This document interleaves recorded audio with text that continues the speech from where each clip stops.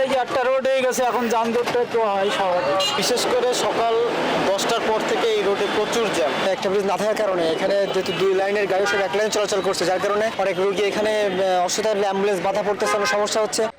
খুলনার গুরুত্বপূর্ণ প্রবেশপথ গল্লামারীতে দৃশ্যমান হচ্ছে দৃষ্টিনন্দন আর্চ স্টিল ব্রিজ। ঢাকার হাতির ঝিলের আদলে নির্মাণাধীন এই সেতু চালু হলে নগরীর যোগাযোগ ব্যবস্থায় যুক্ত হবে নতুন মাত্রা। তবে কাজের ধীরগতি ও একটি পুরনো সেতু ভেঙে ফেলায় বেড়েছে জনভোগান্তি। আর নকশা অনুযায়ী কাজ না হলে আবারও আন্দোলনের হুঁশিয়ারি দিয়েছেন নাগরিক নেতারা। খুলনা থেকে মাকসুদ রহমানের তথ্য চিত্রে প্রতিবেদন। কাঠামোগত দিক থেকে অনেকটা ধনুকের মতো বাঁকানো এবং সম্পূর্ণ ইস্পাত দিয়ে তৈরি খুলনার গল্লামারী এলাকায় ময়ূর নদীর উপর এমন দুটি দৃষ্টিনন্দন স্টিল ব্রিজ নির্মাণের কাজ শুরু হয় 2023 সালে। খুলনা শহরের দীর্ঘদিনের যানজট নিরসনে পুরনো সেতু দুটি ভেঙে হাতে নেওয়া হয় এই প্রকল্প। 2025 সালের 30 মার্চের মধ্যে কাজ শেষ হওয়ার কথা থাকলেও 2024 সালের শেষের দিকে অতিরিক্ত 15 কোটি টাকা দাবি করে কাজ বন্ধ করে দেয় ঠিকাদারি প্রতিষ্ঠান national development engineering NDE। Spanish digital print tiles, ATI tiles, এক টাইলসে জীবন পার।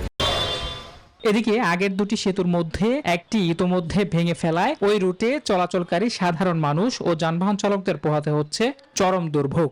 এই যে একটা রোড হয়ে গেছে, এখন যানজটটা একটু হয় স্বাভাবিক। বিশেষ করে সকাল 10টার পর থেকে এই রোডে প্রচুর জ্যাম। একটা ব্রিজ না থাকার কারণে এখানে যেহেতু দুই লাইনের গাড়ি সব এক লাইন চলাচল করছে, যার কারণে অনেক রোগী এখানে অসুবিধা হলে অ্যাম্বুলেন্স বাধা পড়তেছে, অনেক সমস্যা হচ্ছে। তবে নাগরিক নেতাদের সংখ্যা ভিন্ন জায়গায়। নকশা অনুযায়ী নদীর স্বাভাবিক প্রবাহ ঠিক রেখে এবং যথাযথ উচ্চতায় সেতু নির্মাণ করা হচ্ছে কিনা তা নিয়ে প্রশ্ন তুলছেন তারা। হুঁশিয়ারি দিয়েছেন নতুন আন্দোলনের।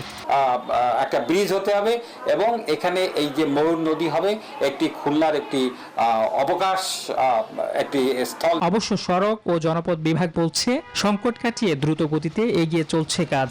ইতোমধ্যে একটি সেতুর ইস্পাতের অবকাঠামো প্রায় 90% এবং সংযোগ সড়ক সহ অন্যান্য কাজের 70% সম্পন্ন হয়েছে। আগামী জুলাইয়ের শেষ সপ্তাহেই এই সেতুটি চলাচলের জন্য উন্মুক্ত করা সম্ভব হবে। এবার যেমন আমরা 2 বছর ভোগান্তিতে পড়লাম, প্রায় 3 বছর হয়ে যাচ্ছে, তো সেটা না হয়ে যেন আমরা 1 বছরের মধ্যে জিনিসটা কমপ্লিট করে ফেলতে পারি, আমরা সেইভাবে প্রজেক্ট প্ল্যানিং রেডি করছি।